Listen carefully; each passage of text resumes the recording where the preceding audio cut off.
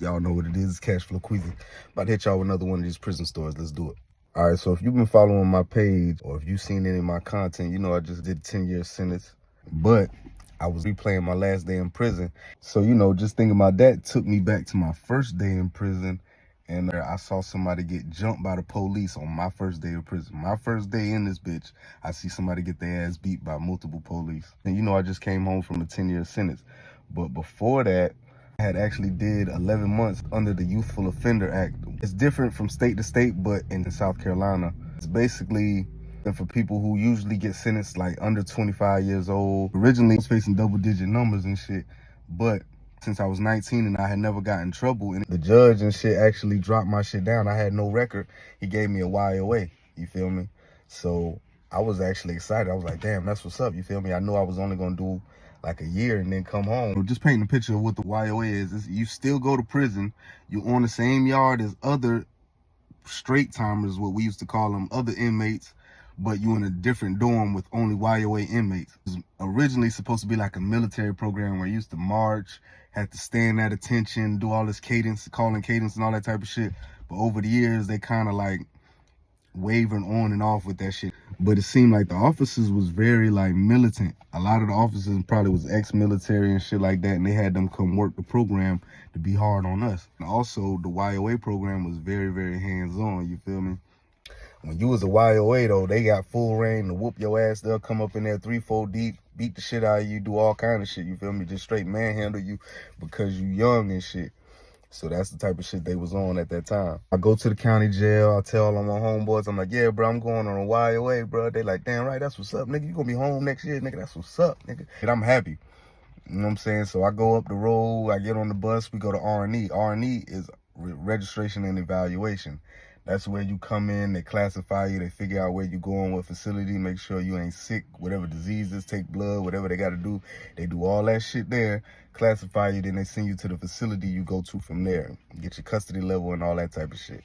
So I go to R&E, and I'm not going to take you through how rough R&E was, you feel me? I'm not going to even explain that because that's a whole nother story. I'm going to jump straight to the ass whooping. So I go to R&E, I stay there for like maybe 12, 15 days. A lot of people stay there for months, but I ended up sliding fast as fuck. So as I'm leaving R&E and shit, I'm hearing different shit. But for the most part, they was like, yeah, now be ready, like Tuberville and Trenton, like them wives get down, them boys get busy, they be riding, they be whooping ass and all that type of shit. So, you know what I'm saying? I'm more preparing myself mentally for whatever these niggas in the dorm got going on, all these young niggas, you feel me? It's a whole bunch of fighting, crazy shit going on. So I'm more focusing on that. I'm not thinking about what the officers could potentially do to you, honestly. So boom, I fuck around, we get on the bus. It's me, a white dude, a dude from Chicago, and another dude from a country part of South Carolina and shit. So we all on the bus. We get to Tuberville and shit. We go to the holding cell. We sit in that bitch all fucking day. They got us in that bitch from like 3 o'clock in the afternoon all the way until like 8:30, 9 o'clock in the afternoon at night. We was in the holding cell like 6 hours, but you gotta think about it. We've been up since like 6 o'clock riding on the bus, waiting, bus station, going here, dropping people off at other places and shit like that. So when we get to Tuberville, they put us in the holding cell. We waiting. Now, by the time they come get us, they give us our mats and assign us whatever type of little shit we supposed to get when we get there. By the time we actually about to go to the dorm, it's nighttime. It's like 9 o'clock at night. So we got our mats and our laundry bag and our whatever little small belongings we got from R&E and shit, and we taking that shit to the dorm, you feel me? Now, when we walk on the Tuberville yard and whatnot, we walk on the yard and shit, and you know, this is my first time in prison. I'm just looking at this shit. I'm like, man, this shit big as fuck. It's a big ass yard, and it's like 4 or 5 dorms on the yard. You know what I'm saying? I'm not knowing nothing about which building is which. I just see all these buildings, and it's like a big square, and the buildings is outlined in the walkway in the square. You feel me? Walking onto the yard, and they taking us into one of the corners of this square, and when you go into the corner, it's a gate. But basically, we walking outside of the square where the dorms is surrounding the whole yard, if that makes sense. On the other side of the fence, outside of that square, it's another dorm that's like separated by itself. And like, it's been no lights or anything back there, bitch. It's dark as a motherfucker. So we walk, they unlock the gates, It's one officer leading us back there.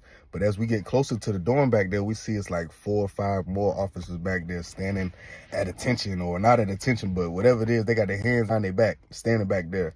You feel me? Basically, they like on some shit like, drop your mats. Boom, we drop our mats. And they like, okay, you fellas is our property now.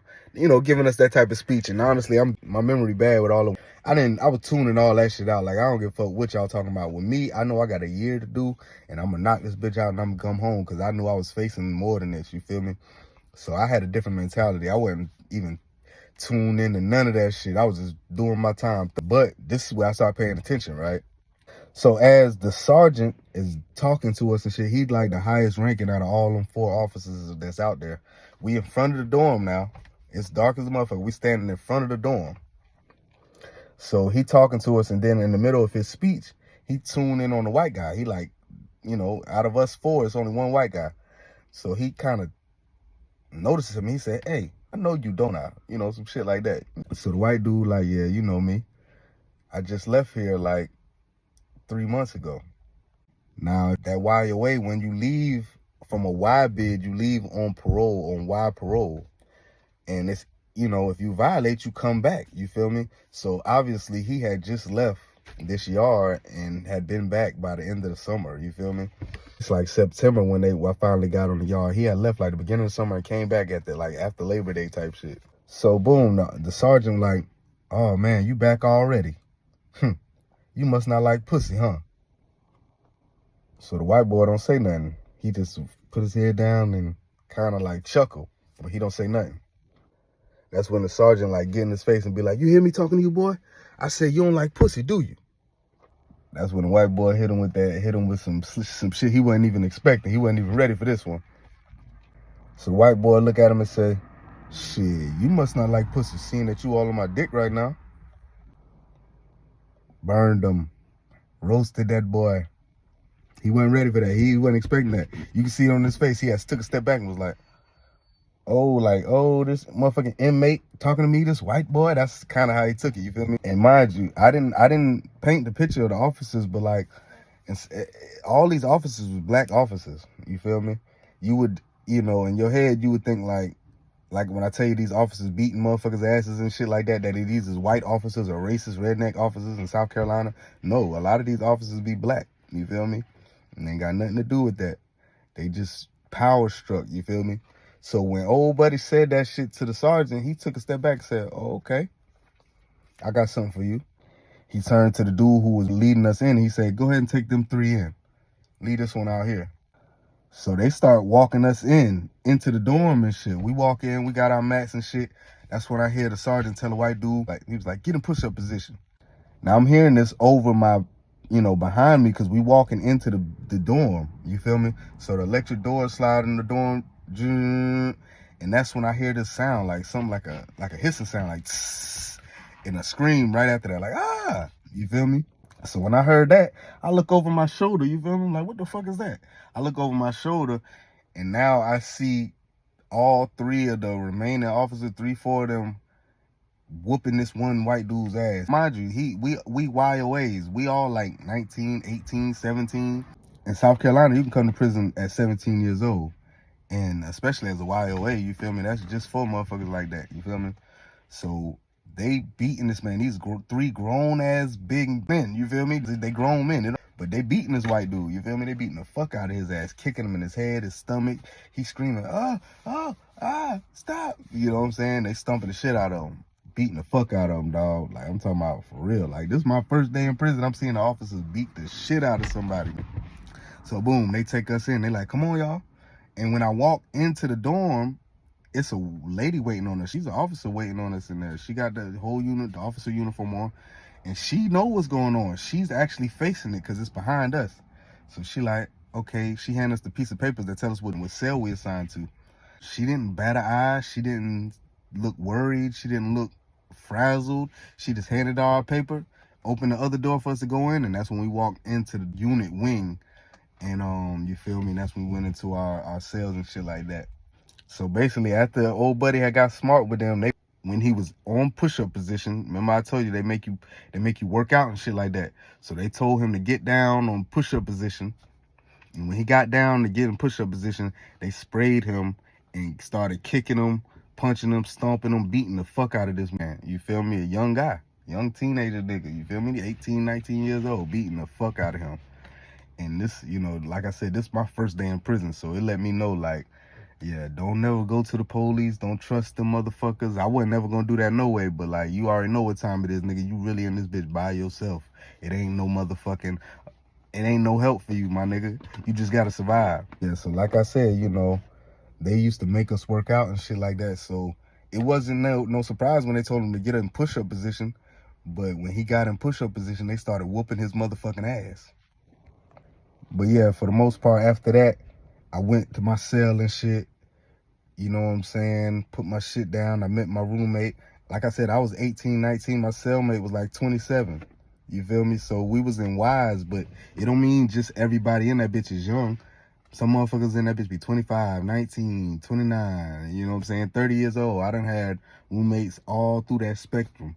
So it's not about how young you is. It's about like how young you was when you started your YOA and then how long that bitch rode you. But yeah, so I got in that bitch. I chopped it up with bro. He was real cool and shit.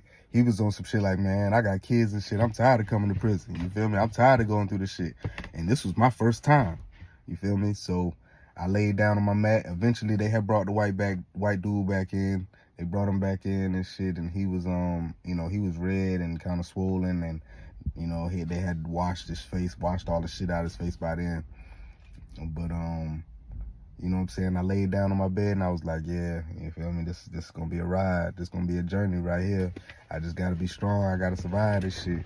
You feel me? I'm 19 years old. I gotta get the fuck up out this bitch. Yeah, but that shit showed me that shit was real. That, like I said, that was my first day in prison. I saw a motherfucker get their ass whooped.